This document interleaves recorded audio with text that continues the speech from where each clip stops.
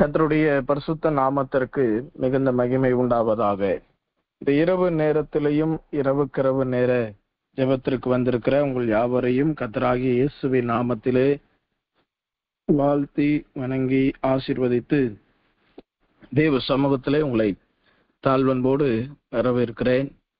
ஆண்டவருடைய வார்த்தைக்கு போவதற்கு முன்பதாக ஒரே ஒரு காரியத்தை மாத்திரம் சொல்லி ஆண்டவருடைய வார்த்தைக்குள் கடந்து போவது நலமாயிருக்கும் என்பதை நான் என் மனதிலே ஏவப்படுகிறேன். தாயார் சொன்னது போல முடிந்த அளவிற்கு எல்லா ஜெபத்திற்கும் பங்கெடுங்கள். இக்காலங்களிலே இப்பேற்பட்ட ஜெபங்கள் கிடைப்பது ஒரு அரிதாய் காணப்படுகிறது. ஆலயங்கள் உண்டு, கூடுகைகள் உண்டு, மாதந்தோறும் வாரந்தோறும் நடக்கிற கூடுகைகள் ஆராதனைகள் எவ்வளவோ இருக்கிறது. ஆனால் தினந்தோறும் நடக்கிற ஜெபம்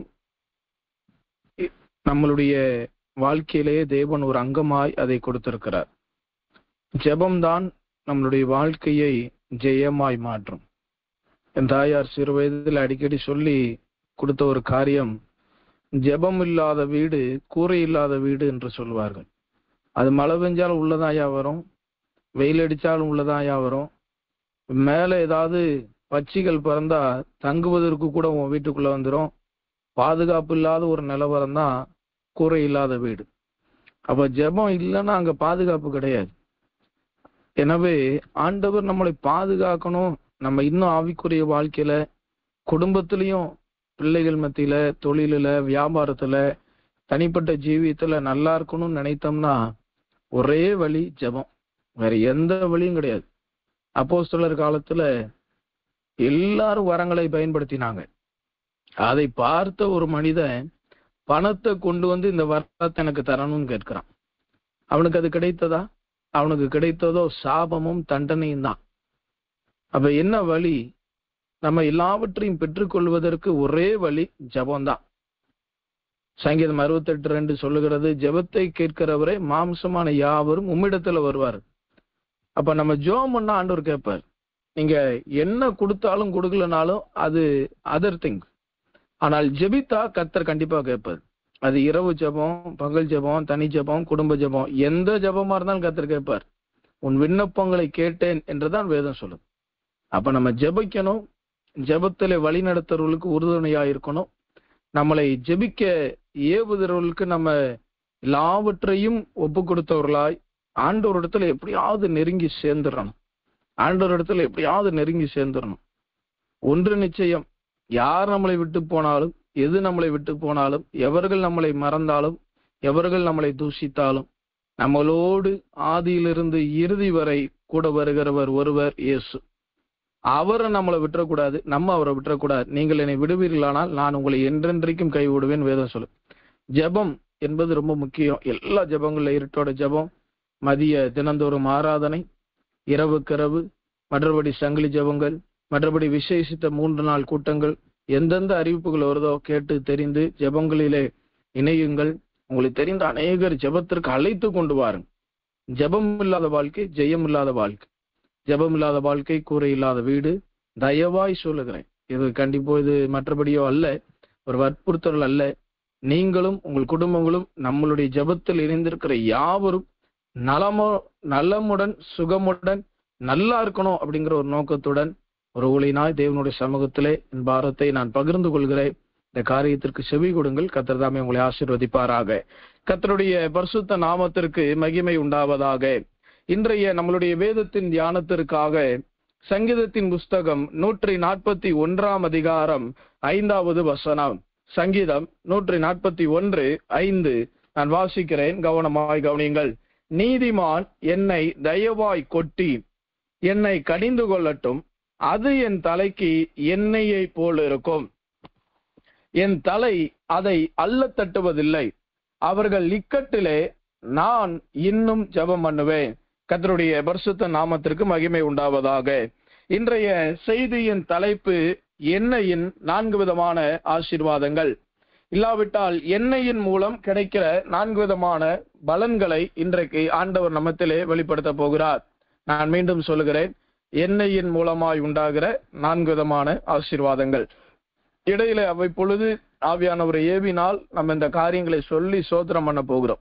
ஏன் சோத்திரம் பண்றோம்னா, ஆண்டவருடைய வார்த்தையை கேட்டு அப்படியே போகிறது அல்ல. அதை ஆண்டவர்கிட்ட நம்ம இங்க வார்த்தையை கேட்டு அந்த வார்த்தையை ஆண்டவர்கிட்ட சொல்லி அதை நம்ம சுதந்திரித்துக் கொள்ளணும், அதை உரிமை பாராட்டி கொள்ளணும். என்னிடத்துல கேளுங்கள்னு தான் ஆண்டவர் சொல்றாரு. அப்ப அந்த ஆண்டவருடைய வார்த்தையை நம்ம முதலாவது மனதார செவிதார கேட்டு அதை ஆண்டவர்கிட்ட சொல்லி அந்த வார்த்தையின் மூலமாய் வருகிற ஆசீர்வாதங்களை நம்ம பெற்றுக்கொள்ளணும். அதனாலதான் சோத்திரம் பண்றது.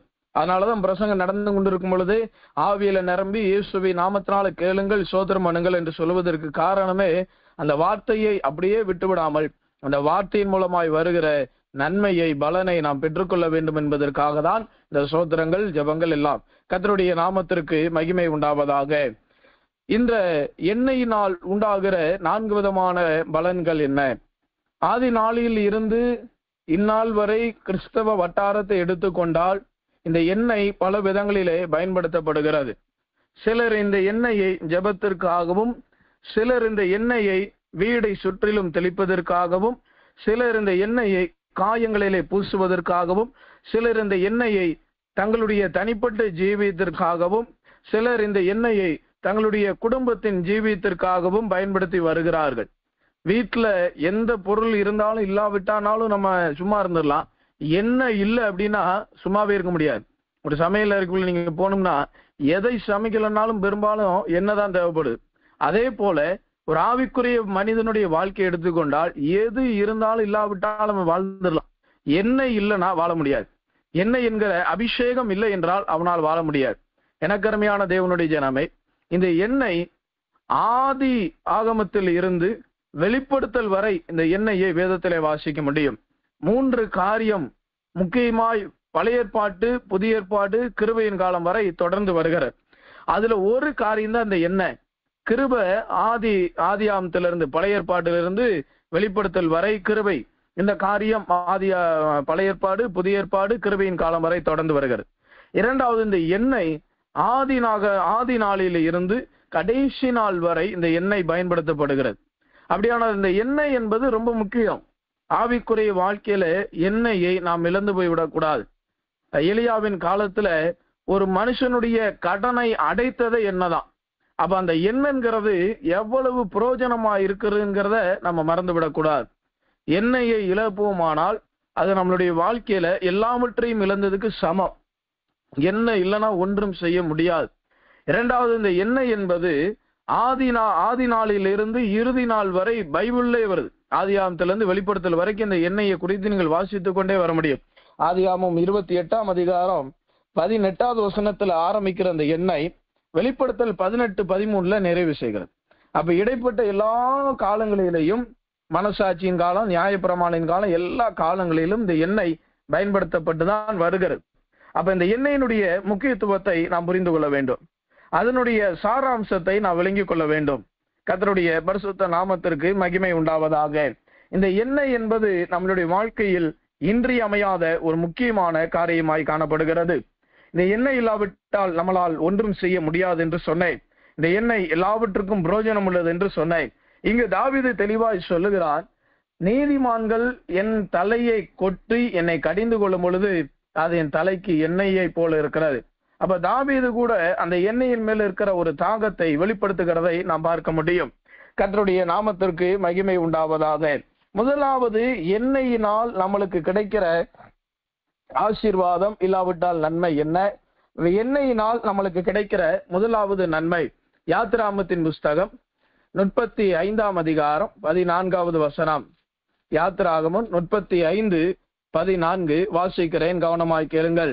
வெளிச்சம் கொடுக்கும் குத்து விளக்கையும் அதன் கருவிகளையும் அதன் அகல்களையும் வெளிச்சத்துக்கு எண்ணெயும். வெளிச்சம் கொடுக்கும் குத்து விளக்கையும் அதன் கருவிகளையும் அதன் அகல்களையும் வெளிச்சத்துக்கு எண்ணெயும். கர்த்தருடைய பரிசுத்த நாமத்திற்கு மகிமை உண்டாவதாக. வெளிச்சம் கொடுக்கும் வெளிச்சத்திற்கு எண்ணெய். எனக்கருமையான தேவனுடைய ஜனமே, எண்ணெய் முதலாவது ஆசீர்வாதம் எதை கொண்டு வருகிறது? எண்ணெயின் மூலமாய் முதலாவது நாம் பெற்றுக்கொள்கிற ஆசீர்வாதம் என்ன? வெளிச்சம். இன்றைக்கு கிறிஸ்தவ உலகத்தை எடுத்துக்கொண்டால் கிறிஸ்தவ வட்டாரத்தை எடுத்துக்கொண்டால், ஒரு தனிப்பட்ட மனிதனுடைய ஜீவியத்தை எடுத்துக்கொண்டால், அவனுடைய வாழ்க்கையிலே வெளிச்சத்திற்கு பதிலாய் காணப்படுகிறது இருள். அவனுடைய வாழ்க்கையிலே வெளிச்சத்திற்கு பதிலாய் காணப்படுவது அந்தகாரம். செய்வினையின் மூலம் வருகிற அந்தகார இருள், பில்லிசூனிகள் மூலமாய் வருகிற அந்தகார இருள், பாவத்தின் மூலமாய் வருகிற இருள், சாபத்தின் மூலமாய் வருகிற இருள், மரண இருளில் இருக்கிற ஜனங்கள் என்று வேதம் சொல்லுகிறது. மரணம் என்கிற ஒரு இருள், பயம் என்கிற ஒரு இருள், திகிலின் மூலமாய் வருகிற ஒரு இருள், சிறைச்சாலையின் மூலம் விடுவிக்கப்படாத சூழ்நிலையின் மூலம் வருகிற ஒரு இருள், பயங்கரமான இருளின் திகிலின் பிடியிலே நாம் இன்றைக்கு வாழ்ந்து கொண்டிருக்கிறோமா? இன்றைக்கு ஆண்டவர் நம்மளிடத்துல நம்மளை உலகத்திற்கு ஒளியா இருக்கும்படிதான் தேவன் நம்மளை அழைத்தார். உலகத்திற்கு வெளிச்சத்தை கொடுக்கக்கூடியவர்கள். மலை மேல் இருக்கிற பட்டணம் அது மறைந்திருக்கலாகாது என்று வேதத்துல வாசிக்கிறோம். அப்ப உலகத்திற்கு நீங்களே வெளிச்சமா இருக்கிறீர்கள் என்று ஆண்டவர் பேசினார். ஆனா இன்றைக்கு நம்மளுடைய வாழ்க்கை முதலாவது வெளிச்சம் உள்ளதா இருக்கிறதா? நம்மளுடைய வாழ்க்கை வெளிச்சம் உள்ள வாழ்க்கையில் இருந்து அந்த வெளிச்சத்திற்கு அடுத்தது பிரகாசம். வெளிச்சத்தில் இருந்து பிரகாசத்தை நோக்கி போயிருக்கிறதா? இல்ல பிரகாசத்திலிருந்து வெளிச்சத்துக்கு வந்து வெளிச்சத்திலிருந்து இருளுக்கு வந்துடுச்சா? முன்னாடி போக வேண்டிய நம்மளுடைய வாழ்க்கை இன்னைக்கு பின்னோக்கி தள்ளப்பட்டு கொண்டிருக்கிறதா? எண்ணெய் என்பது வெளிச்சத்தை கொடுக்கிறது. உங்களுக்கு வெளிச்சம் வேணும் அப்படின்னா ஒரு எண்ணெய் தேவைப்படுகிறது. எனக்கு அருமையான தேவனுடைய ஜனமே, இந்த இருள் என்கிற வல்லமை சாதாரண மனிதர்களை மட்டுமல்ல, ஊழியர்களையும் தேவனுடைய சிநேகிதர்களையும் கூட இந்த எண்ணெயானது மன்னிக்கணும். சாதாரண மனிதர்களை மட்டுமல்ல, பயங்கரமான தேவனோடு உறவாடி கொண்டிருந்த மனிதர்களை கூட இந்த இருள் அசைத்து பார்த்து விடுகிறது. ஆபிரகாம் தேவ சமூகத்திலே காலையிலே எழுந்து ஜெபிக்க போன பொழுது, தேவன் அந்த இடத்துல வர நேரம் ஆகும் பொழுது அவனை திகிலும் இருளும் பயமும் அவனை சூழ்ந்து கொண்டது என்று வேதத்திலே வாசிக்கிறோம். தேவனோடு உறவாடுகிற ஒரு மனிதன், ஆனால் அவனையே இந்த இருள் வந்து அசைத்து பார்க்கிறது. பேதுரு என்கிற மனிதனை குறித்து வாசிக்கும் பொழுது, அவன் இருந்த சிறைச்சாலையிலே சுற்றிலும் எங்கும் இருள் இருந்தது. இயேசுவினுடைய கல்லறையில ஒரு இருள் காணப்பட்டது. அப்படியானால் பெரிய பெரிய பரிசுத்தவான்கள் பெரியவருடைய வாழ்க்கையிலே கூட, ஊழியர்களுடைய வாழ்க்கையிலே கூட இந்த இருளானது கடந்து வரதான் செய்கிறது.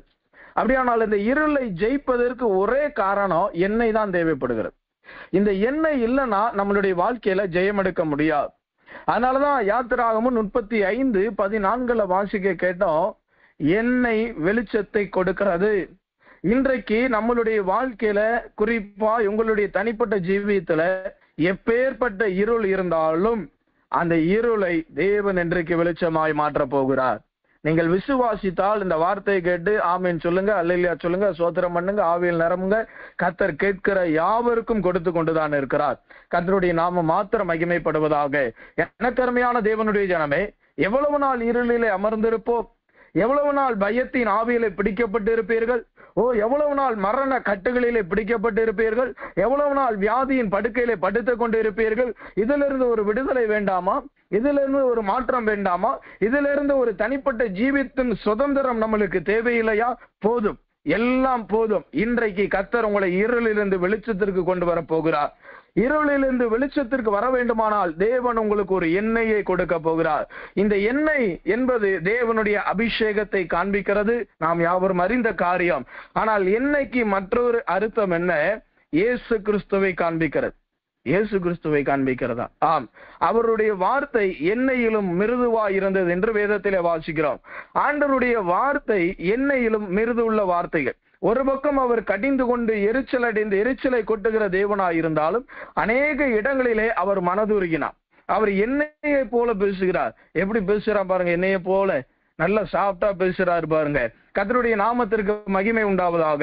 இப்படி உலகத்தார் சொல்கிறது போல இயேசு கிறிஸ்து என்கிற அந்த எண்ணெய் நம்மளுடைய வாழ்க்கையில வருமானால் நம்மளுடைய வாழ்க்கையில இருக்கிற இருள் இன்றைக்கு மாறப்போகிறது.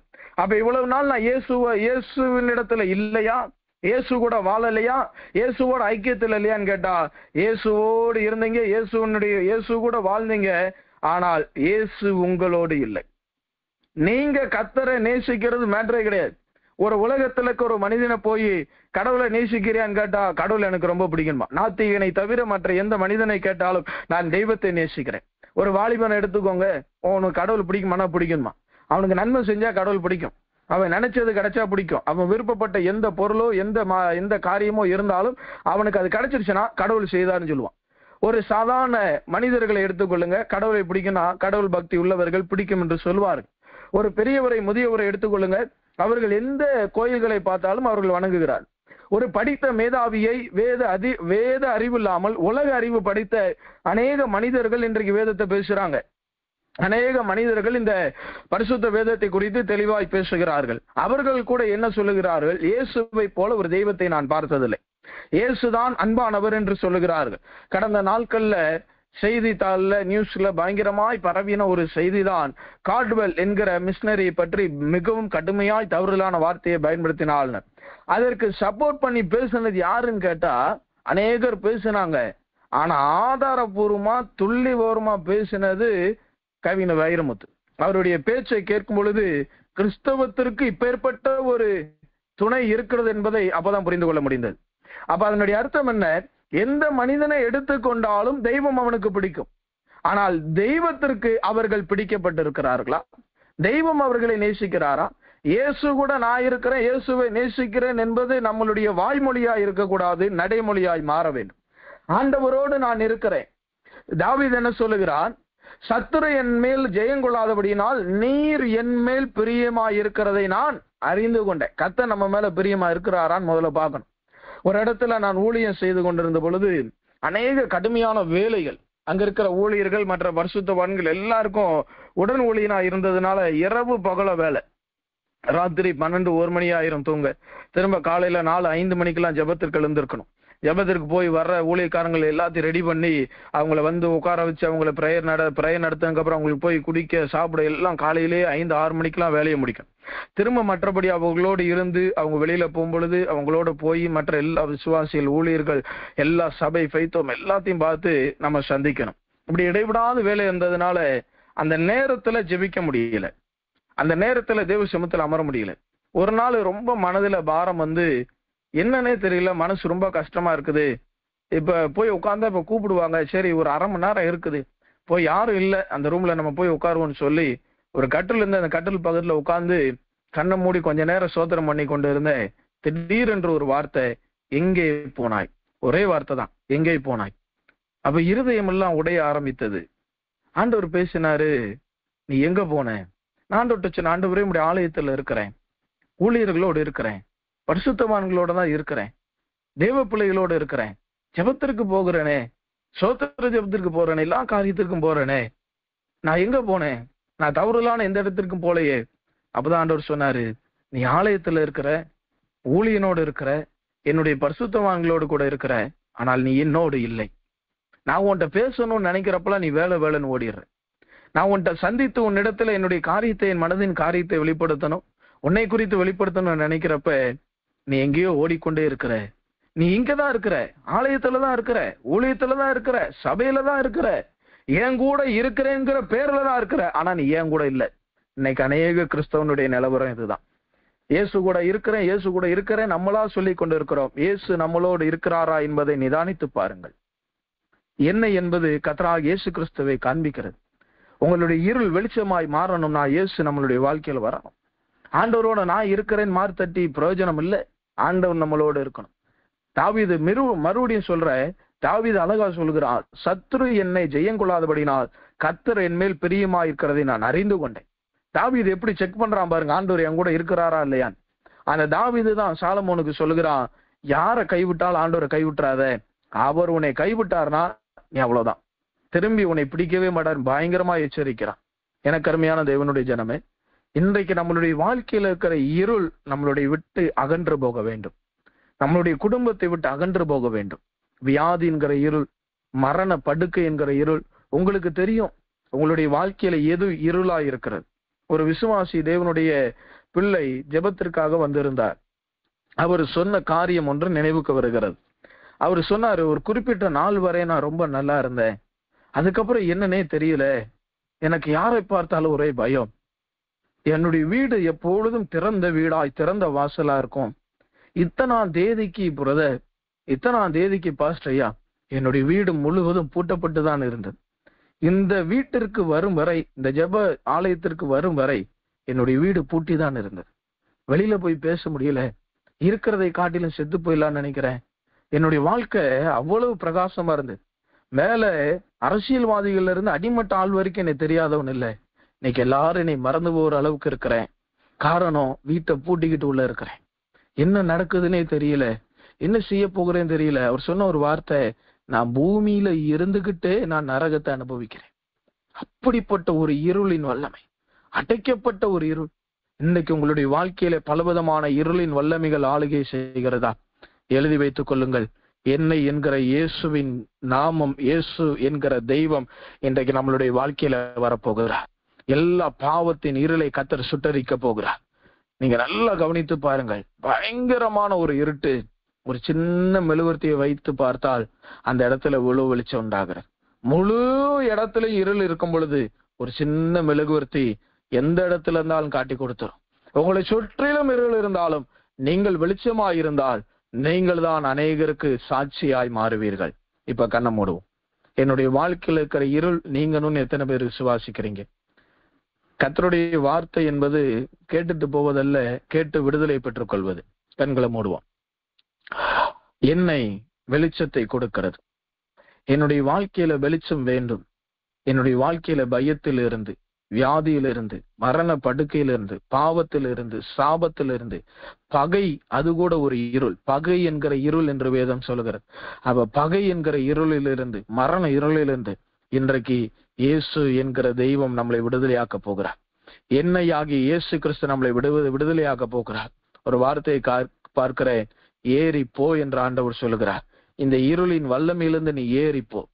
தானியேல் மன்னிக்கணும், யோனா ஜெபிக்கிறான். ஓ, ஆழத்திலே நான் மாட்டிக்கொண்டேன், இருள் என்னை சூழ்ந்து கொண்டது. அந்த இருளில் இருந்து கர்த்தர் அவனை வெளியிலே கொண்டு வந்தது உண்மையானால், தெய்வ பிள்ளைகளை இருளிலிருந்து வெளியே கொண்டு வந்தது உண்மையானால், உங்களையும் என்னையும் இன்றைக்கு கர்த்தர் இருளில் வல்லமையிலிருந்து வெளியிலே கொண்டு வர போகிறார். கண்களை மூடி, எனக்கு இந்த இருள் வேண்டாம் ஏசப்பா, என் தொழிலில் ஒரு இருளை பார்க்கிறேன், ஒரு அந்தகாரத்தை பார்க்கிறேன், ஒரு சாபத்தை பார்க்கிறேன், இவையெல்லாம் எனக்கு விடுதலை வேணும்னு சொல்றவங்க கண்களை மூடி ஒரு விஷயம் கர்த்தரை நல்லா சோத்திரம் பண்ணலாமா? எல்லாரும் சோத்திரம் பண்ணுவோம். ஹல்லேலூயா, ஹல்லேலூயா, ஹல்லே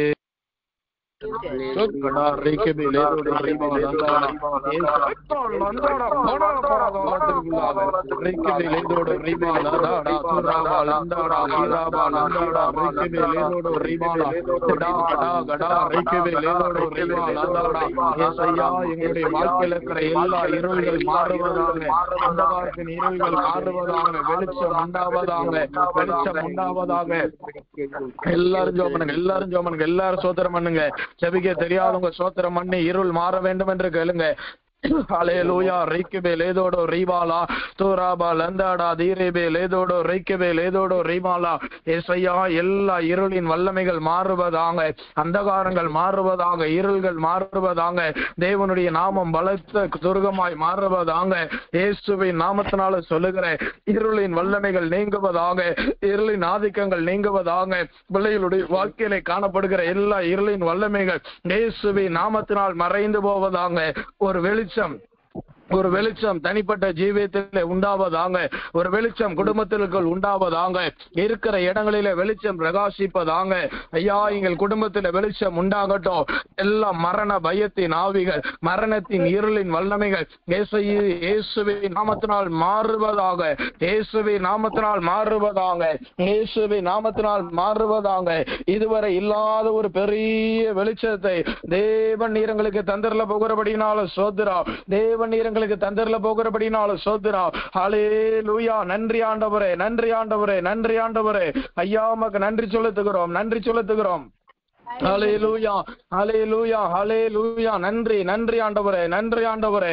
எல்லா இருளின் வல்லமைகளை தேவன் நீக்குகிறபடினால உமக்கு சோதராம், சோதராம், சோதராம், சோதராம்.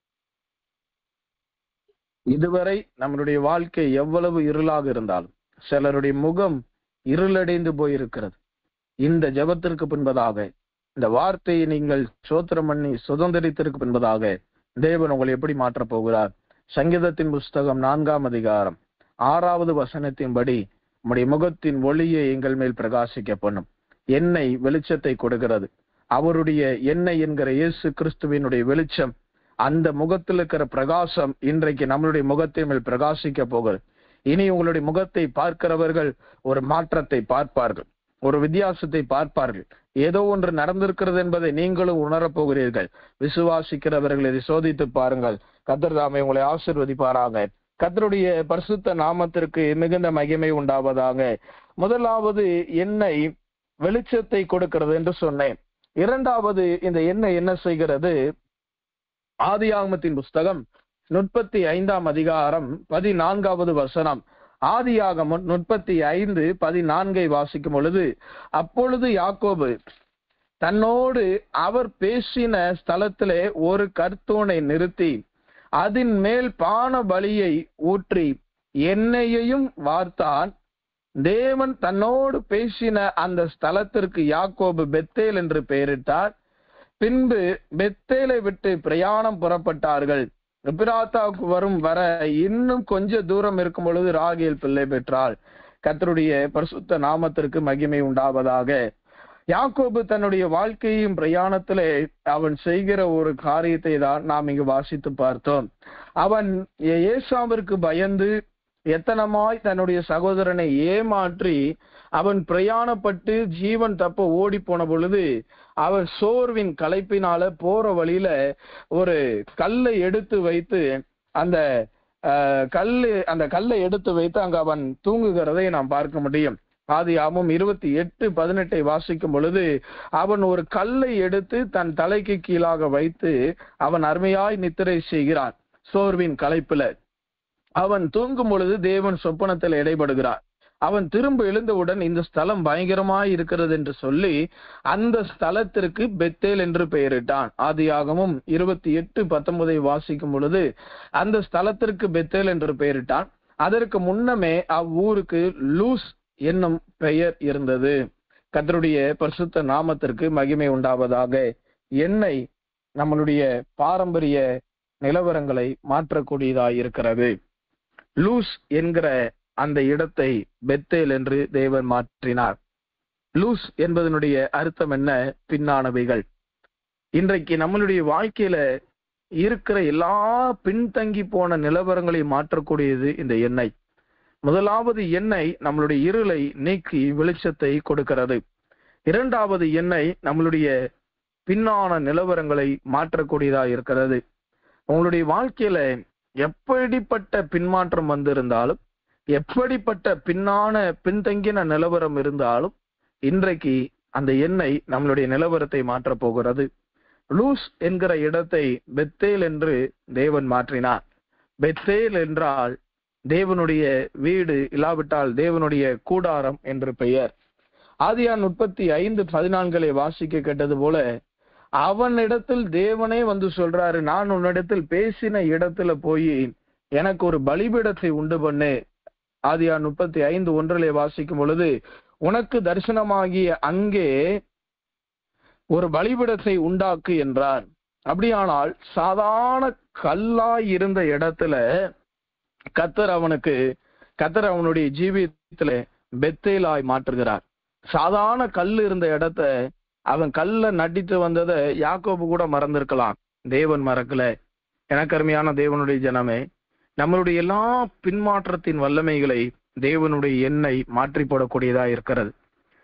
பேதுரு பரிசுத்த ஆவியை பெற்றுக்கொள்வதற்கு முன்பதாக அவன் எப்படி இருந்தான்? அவன் நித்திரை மயக்கத்தினால் நிறைந்தவனாயிருந்தான். தன்னுடைய கத்தியை எடுத்து மற்றனுடைய காதை வெட்டி போடுகிறவனாய் கோபக்காரனாய் இருந்தான்.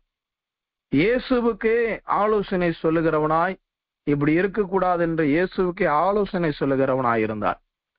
எலியாவும் மோசையும் பேசின பொழுது இயேசுவிடத்துல போய் இங்கே கூடாரம் போட்டு தங்கலான்னு சொல்லி நடக்கிற நிலவரத்தை பற்றி தெரியாதவனாய், அறிந்து கொள்ள முடியாதவனாய் இருந்தான். எந்நேரமும் அவனுடைய வாழ்க்கையில இருந்தது ஒண்ணு தூக்கம், இன்னொன்னு சாப்பாடு, இன்னொன்னு நான் தான் பெரியவன் என்பதை காண்பித்துக் கொள்ள வேண்டும். இதுதான் பழைய பேதுரு. அவனுக்குள் எண்ணெய் என்கிற தெய்வத்தினுடைய அபிஷேகம் வந்த உடனே அவன் 9ஆம் மணி வேளையில ஜெபிக்கிறான், 3ஆம் மணி வேளையில ஜெபிக்கிறான், பேதுருனுடைய பேச்சு எல்லாரும் சொல்லுவாங்க 3000 பேர் 5000 பேரை ரட்சித்ததுன்னு. இல்ல, 2 பேரை கொலையும் செய்து. அந்த அளவுக்கு வைராக்கியமான பேச்சு பேதுருனுடைய வாழ்க்கையில இருந்தது. காரணம் என்ன? அவனுக்குள் எண்ணெய் கடந்து வந்தது. அவன் அனனியாவின் சப்னால் சபிக்கும் பொழுது அவர்கள் இருவரும் விழுந்து செத்தார்கள்.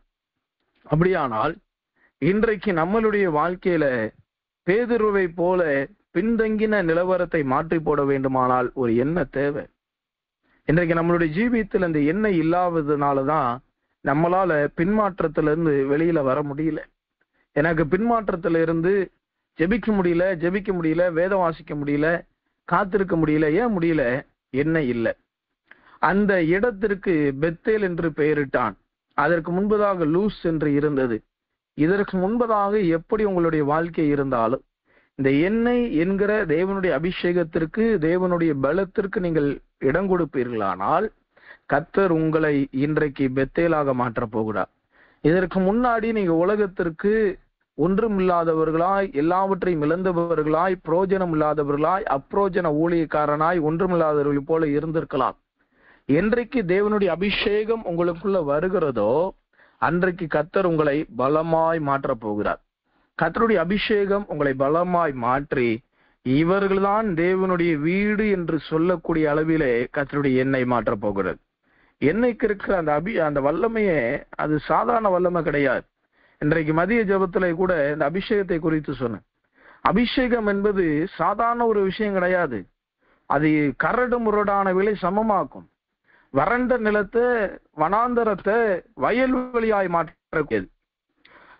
சின்னாபண்ணமாய் கிடக்கிற நம்மளுடைய வாழ்க்கையை சிங்காரத்திற்கு கொண்டு போகிறது. மண்ணில் கிடக்கிற நம்மளுடைய ஜீவியத்தை மாளிகைக்கு கொண்டு செல்வது. ஒன்றுமில்லாத நம்மளுடைய வாழ்க்கையை எல்லாவற்றும் போல் இருக்கிறது போல மாற்றுகிறது தான், இவை எல்லாவற்றையும் செய்கிறது தான் அபிஷேகம். அபிஷேகம் நுகங்களை முறிக்கும் என்று வேதம் சொல்கிறது. நம்மளுடைய வாழ்க்கையில இருக்கிற எல்லா நுகத்தை முறித்து போட வேண்டுமானால் அபிஷேகம் தேவை. கட்டுகளை அறுக்கக்கூடியது அபிஷேகம். இயேசுவானவர் மீது ஆவியானவர் இறங்கின பிறகுதான் அவர் அற்புத அடையாளத்தை செய்ய ஆரம்பிக்கிறார். அதுக்கு முன்னாடி அவர் ஒண்ணுமே செய்யல. அப்ப என்ன அர்த்தம்? நம்மளுடைய வாழ்க்கை அற்புதமாக அடையாளமாக மற்றவர்களுக்கு இருக்கணும். இல்ல நம்மளால அற்புதம் அடையாளம் நடக்கணும்னா அபிஷேகம் தேவை. அபிஷேகம் இல்லாம ஒரு ஊழியன் இருப்பது பிரயோஜனம் இல்லாத ஊழியன். அந்நிய பாஷையிலே ஒரு நாளைக்கு 1/2 மணி நேரம் ஒரு ஊழியன், ஒரு விசுவாசி பேசலன்னா அது சரியான ஒரு ஸ்டாண்டர்ட் கிடையாது. ஒரு தேவ பிள்ளைக்குள் அபிஷேகம் என்பது எப்பொழுது நிறைந்தவனாய் இருக்கணும். ஸ்தேவானை குறித்து வாசித்து பார்க்கும் பொழுது அவன் வல்லமையினாலும் அபிஷேகத்தினாலும் விசுவாசத்திலும் நிறைந்தவனாயிருந்தான். அதுக்கு அடுத்த வசனம் சொல்லுது, அவன் பெரிய பெரிய அற்புதங்களை அடையாளங்களையும் செய்தான். எத்தனையோ பேர் இருந்தாலும் இவனை மாத்திரம் கர்த்தர் பயங்கரமாய் பயன்படுத்த காரணம் என்ன தெரியுமா? அவன் மேல இருந்த அபிஷேகம் சற்று வித்தியாசமானது. எல்லாருக்கும் அபிஷேகம் இருந்துச்சு, ஆனா இவன் மேல நிறைவா இருந்தது. இன்னைக்கு நம்மளுடைய வாழ்க்கையில அபிஷேகம் என்பது நிறைவுள்ளதா இருக்கணும். அது குறைவுள்ளதாய் போய்விடக்கூடாது. அபிஷேகம் எல்லாவற்றையும் மாற்றக்கூடியது. உங்களுக்கு எந்த சூழ்நிலை இருந்தாலும் ஒன்று முயற்சித்து பாருங்கள். கர்த்தருடைய பிரதான இரக்கத்தினால சொல்லுகிற, எப்படிப்பட்ட கரடு முரடான, இக்கட்டான, அடைக்கப்பட்ட, மரணத்திற்கு எதுவான சூழ்நிலை வந்தாலும் தனியா போய் ஒரு 1/2 மணி நேரம், ரொம்ப நேரம் இல்ல, 1/2 மணி நேரம் முழங்கால் போட்டு கொஞ்ச நேரம் சோதனம் பண்ணி ஒரு அபிஷேகத்திற்கு இடம் கொடுத்து பாருங்க. அது எல்லாவற்றையும் தலைகளா மாத்திரும். பாஸ்டர் ஜோயல் என்கிற மிகப்பெரிய தேவ மனிதர் இருந்தார். நடந்தது சொல்றேன். அவருக்கு வியாதி மரண படுக்கைக்கு போயிட்டார். கடைசி மறிக்க வேண்டிய சூழ்நிலை வந்துருச்சு. திடீரென்று வேறு ஒரு ஊர்ல ஊழியம் செஞ்சிருந்த ஒரு ஊழியக்காரனிடத்துல ஆண்டவர் பேசினார். நீ போய் ஜோயலை பார்த்து பேசி ஆறுதல் சொல்ல.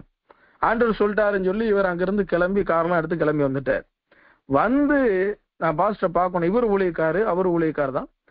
இவர் ஊழியத்துல ரொம்ப அனுபவம் உள்ளவர். பார்க்க வந்தவர் பழைய ஊழியக்காரர், ஊழியத்திற்கு முன்பதாகி வந்தவர் பழைய ஊழியக்காரர், ரொம்ப அனுபவம் உள்ள நல்ல பரிசுத்தவான்.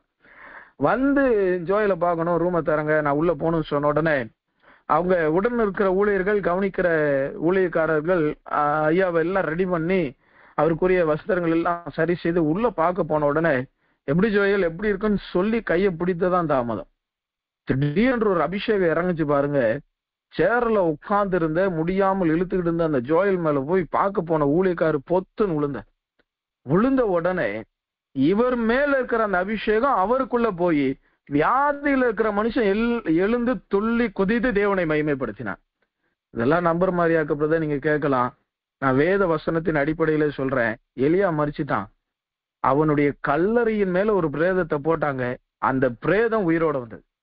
கல்லறையின் மேல போட்டப்பயே அபிஷேகத்தினால உயிரோட வந்தானா, ஒரு ஊழியன் இன்னொரு ஊழியன் மேல் அபிஷேகத்தினால விழும் பொழுது அந்த வியாதி விலகாதா? அபிஷேகம் என்பது எல்லா சூழ்நிலைகளையும், தாறுமாறான சூழ்நிலைகளை தரமானதாய் மாற்றக்கூடியது கர்த்தருடைய அபிஷேகம். என்னை, நம்மளுடைய வாழ்க்கையை, நம்மளுக்கு உண்டான எல்லா பெயரையும் அவப்பெயரையும் மாற்றக்கூடியது ஒரே காரியம் அபிஷேகம். இன்றைக்கு நம்மளுடைய வாழ்க்கை ஒரு லூசை போல, ஒன்றுக்கும் பயன்படாதவர்களாய், இந்த பெத்தேலை குறித்து நீங்கள் பல இடத்துல வாசிக்க முடியும். ஆனா லூசை குறித்து 2 இடத்துலதான் வாசிக்க முடியும். நீங்க அநேகருக்கு பிரயோஜனம் இல்லாதவர்களாய், ஒன்றுக்கும் பிரயோஜனம் இல்லாதவர்களாய் இருக்கு முன்பதாக இருந்திருக்கலாம். இனி கர்த்தர் உங்களுடைய வாழ்க்கையை பெத்தேலாய் மாற்றப் போகிறார். உங்களுக்கென்று கர்த்தர் ஒரு அபிஷேகத்தை வைத்திருக்கிறார். உங்களுக்கென்று கர்த்தர் ஒரு தனிப்பட்ட ஜீவியத்தை வைத்திருக்கிறார். எனக்கு அந்த கிருபை வேணும்னு சொல்றவங்க எத்தனை பேர்? என்னுடைய பழைய நிலவரத்தை எல்லாவற்றையும் மாற்றக்கூடியது. முந்தின ஆலயம் அதுவும் ஆலயம் தான், பிந்தின ஆலயம் அதுவும் ஆலயம் தான். ஆனா ரெண்டுக்குள்ள இருந்த மகிமை வேறு. இதற்கு முன்பதாக இருந்தால் நீங்கள் வேறுவரா, நீங்கள் தான், இதற்கு அப்புறம் நீங்க தான். ஆனா இதற்கு அப்புறம் உங்களுக்குள்ள இருக்கிற மகிமை வேறுபட்டு இருக்கணும். உங்களுக்குள்ள இருக்கிற அபிஷேகம் வேறுபட்டு இருக்கணும். என்றைக்கோ பெற்ற அபிஷேகம் அல்ல. நாள்தோறும் என்னை புது எண்ணெயினால் அபிஷேகம் பண்ணும் என்று தாவீது ஜெபிக்கிறார். இப்ப கண்களை மூடுவோமே. கர்த்தரிடத்துல ஒரு அபிஷேகத்தை கேட்க போகிறோம். நீங்க உண்மையா கேட்டீங்கன்னா கர்த்தர் உண்மையுமே கொடுப்பார். கேட்கிற எவனும் பெற்றுக்கொள்கிறான் தான் வேதம் சொல்கிறார். கண்களை மூடும். ஆண்டவர்கிட்ட ஒரு அபிஷேகத்தை கேளுங்க. ஆண்டவரே, எனக்கு நல்ல ஒரு அபிஷேகத்தை தாங்க. இதுவரை நான் பெற்றுக்கொண்ட அபிஷேகம் அது செலவழிந்து போய்விட்டது. அபிஷேகத்தை செலவழிக்கணும். அபிஷேகத்தை யூஸ் பண்ணணும். எண்ணெயை குடத்தை கொண்டு வா, எண்ணெயை ஊற்றுகிறேன். குடம் பாத்திரம் இல்லைன்னு சொன்னோடனே என்ன நின்னுருது. அதுக்கப்புறம் எலியா சொல்றேன், இந்த எண்ணெயை விற்று உன் கடனை அடை. அப்ப அபிஷேகத்தை நம்ம செலவிடணும். அப்ப அந்த அபிஷேகம் குறையும் பொழுது தேவனிடத்துல திரும்ப அபிஷேகத்தை பெற்றுக்கொள்ளணும். கண்களை மூடுவோம். நம்மளுடைய வாழ்க்கையில கர்த்தர் இன்றைக்கு ஒரு அபிஷேகத்தை தரட்டுமே. நம்மளுடைய எல்லா பின்னான நிலவரங்களை தேவன் மாற்றட்டுமே. அன்றைக்கு பேதுருனுடைய வாழ்க்கையிலே அபிஷேகம் வந்தவுடன் அவனுடைய வாழ்க்கையை தலைகளாய் மாற்றி போட்டது. தாவீதனுடைய வாழ்க்கையில ஒரு அபிஷேகம் வந்தவுடன் அவனுடைய வாழ்க்கையை தலைகளாய் மாற்றி போட்டது.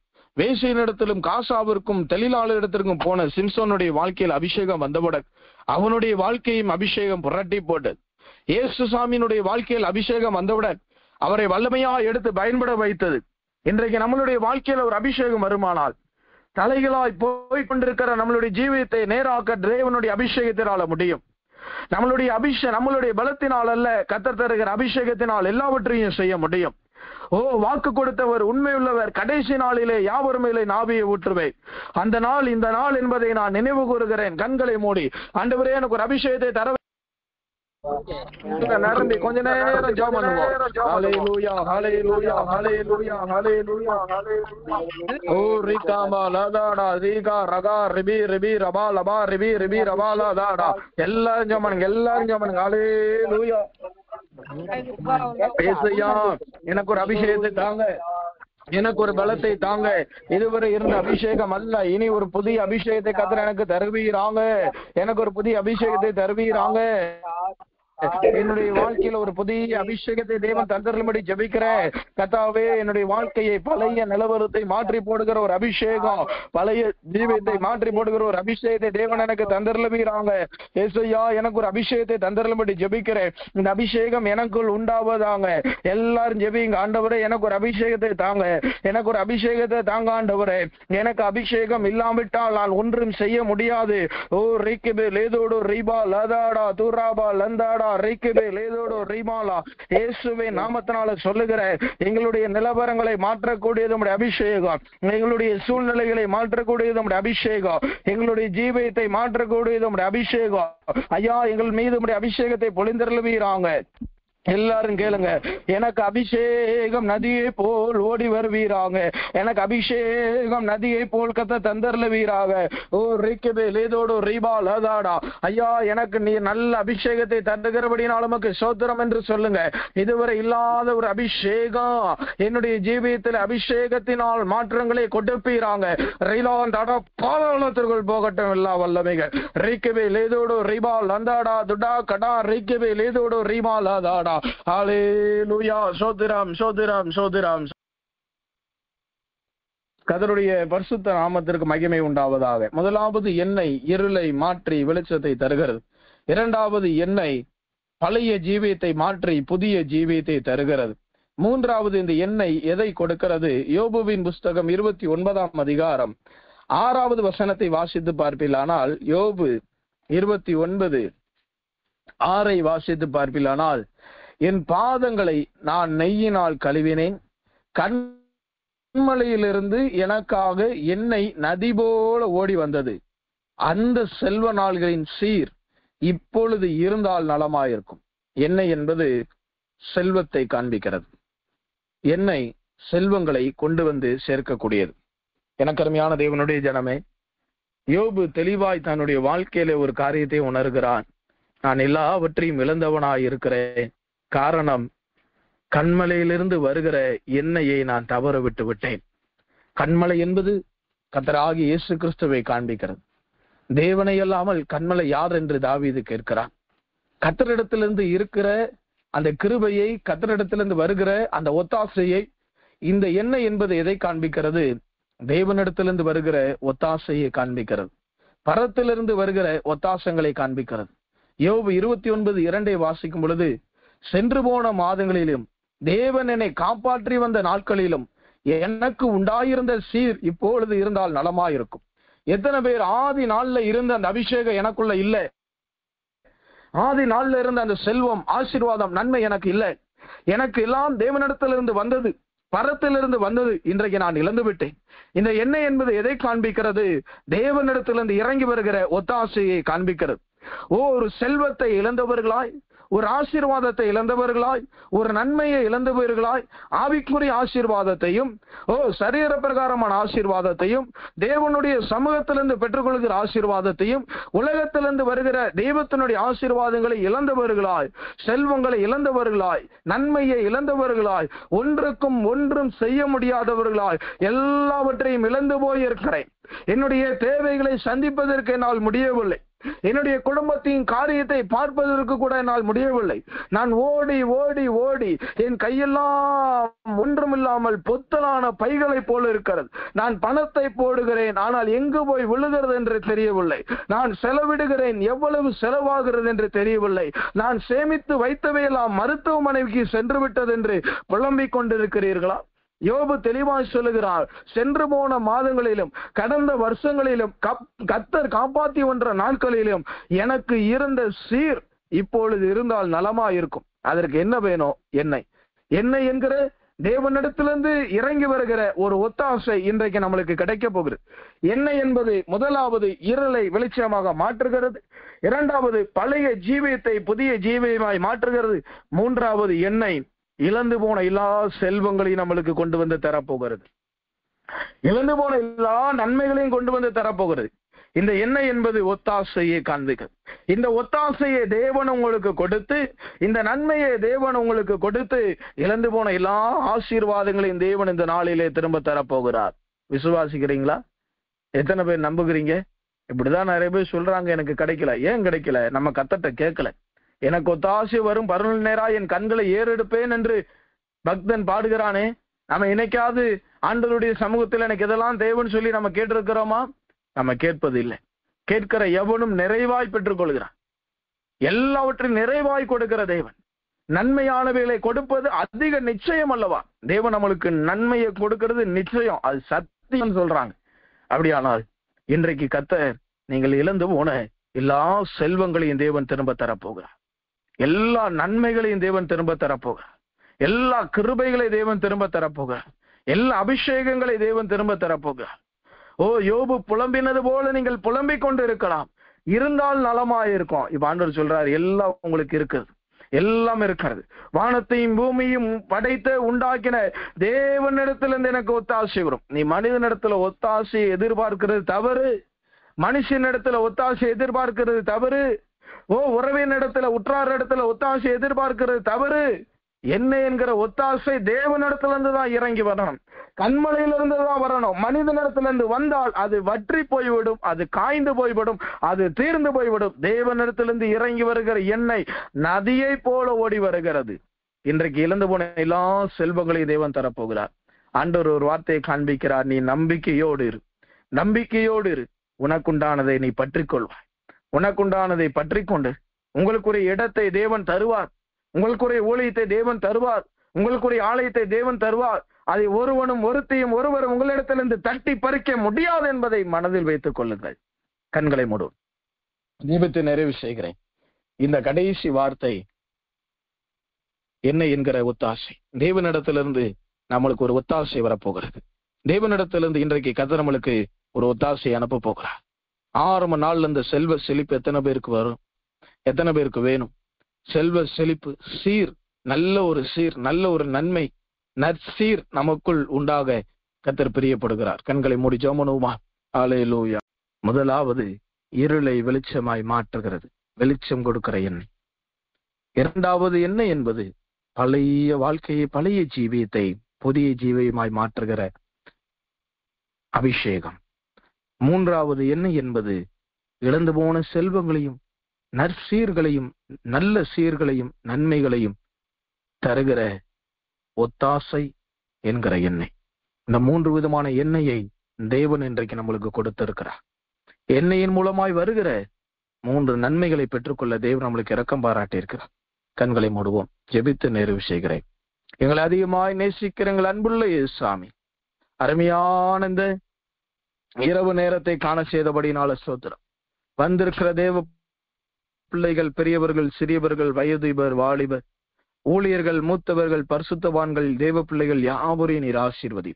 கர்த்தாவே, ஒரே வார்த்தை எண்ணெய், இதற்குள் நீர் இவ்வளவு ஆழமான சத்தியங்களை வைத்து எங்களுக்கு நீர் வெளிப்படுத்தி கொடுத்தபடினால நன்றி செலுத்துகிறோம். உம்முடைய நாம மாத்திரம் எங்கள் மத்தியிலே மகிமைப்படுவதாக. கேட்ட வசனம், பேசின வார்த்தை எங்கள் நியாய தீர்ப்பாய் மாறாதபடி இதை நாங்கள் கேட்டு தூக்கி எறிகிறவர்களாய் அல்ல, அதை எங்கள் தலையின் மேல் தூக்கி வைத்து கடைபிடிக்கிறவர்களாய் கத்திரங்களை மாற்றுகிறபடினால ஸ்தோத்திரம். ஆரம்பத்தில் இருந்து ஆண்டவரே, ஆரம்ப ஜெபம், வேத வாசிப்பு, சாட்சி, பாடல், இறுதியாய் உம்முடைய வார்த்தை பகிர்ந்து கொண்ட இதற்காய் பிரயாசப்பட்ட ஒவ்வொருவரையும் தேவன் நீர் ஆசீர்வதி. பக்தி விருத்தி உண்டாக உம்முடைய வார்த்தையை நீங்கள் மத்தியிலே தந்திருக்கிறீர் என்பதை விசுவாசிக்கிறேன். இந்த இரவிலே நாங்கள் நித்திரைக்கு செல்கிறோம். எங்களை சுற்றிலும் உம்முடைய இரத்த கோட்டைக்குள் எங்களை மறைத்து பாதுகாத்துக் கொள்ளும். உம்முடைய ரத்தம் எங்களை சுற்றிலும் தெளிக்கப்பட்டு இருக்கட்டும். எங்களோடு நீர் இரவிலும் இடைவிட்டாலும் ஜெபிக்கிறோம். அதிகாலை ஜெபத்திற்கு சீக்கிரத்தில் விரைந்து வர கர்த்தர் உதவி செய்யும். ஜெபமே எங்களோட ஒரே மூச்சா இருக்க கர்த்தர் எங்களை பலப்படுத்தியலும் ஜெபிக்கிறேன். உடைய கரத்துல ஒப்பு கொடுக்கிறேன். மீதியான காரியங்களை பொறுப்படும், எல்லாவற்றையும் நீரே பொறுப்படும். இயேசுவின் நாமத்தில் ஜெபிக்கிறேன் எங்கள் ஜெபங்களும் ஜீவனுள்ள நல்ல பிதாவே. ஆமென், ஆமென்.